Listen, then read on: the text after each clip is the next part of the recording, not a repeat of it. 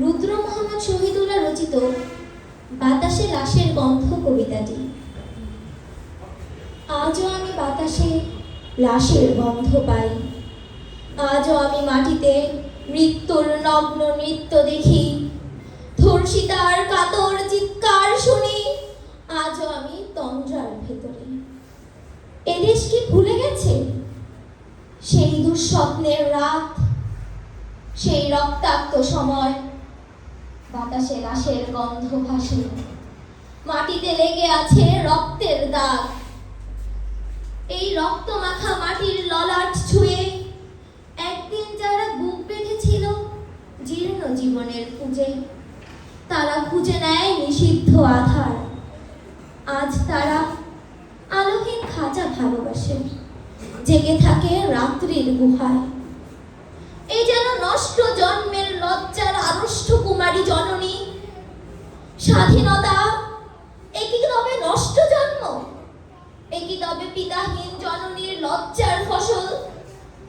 জাতির পতাকা আজ খামচে ধরেছে সেই পুরনো শকুন। বাতাসে লাশের গন্ধ, নিয়ন আলোয় তবু নর্তকের দেহে দোলে মাংসের তুফান।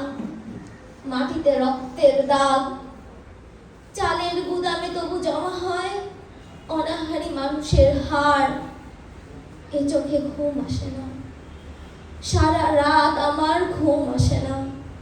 তন্দ্রার ভেতরে আমি শুনি ধর্ষিতার করুণ চিৎকার, নদীতে কানার মতো ভেসে থাকা মানুষের লাশ, মুন্ডহীন বালিকার কুকুরে খাওয়া বিভৎস শরীর ভেসে ওঠে চোখের ভেতরে। আমি ঘুমাতে পারি না, আমি ঘুমাতে পারি না। রক্তের কাপনে মোড়া কুকুরে খেয়েছে যারে, শকুনে খেয়েছে যারে, সে আমার ভাই, সে আমার মা, সে আমার প্রিয়তম পিতা। স্বাধীনতা সে আমার স্বজন, হারিয়ে পাওয়া একমাত্র স্বজন। স্বাধীনতা সে আমার স্বজন, সে আমার প্রিয় মানুষের রক্তে কেনা অমূল্য ফসল। ধর্ষিতা বোনের শাড়ি, ওই আমার রক্তাক্ত জাতির পতাকা। ধন্যবাদ সকলকে।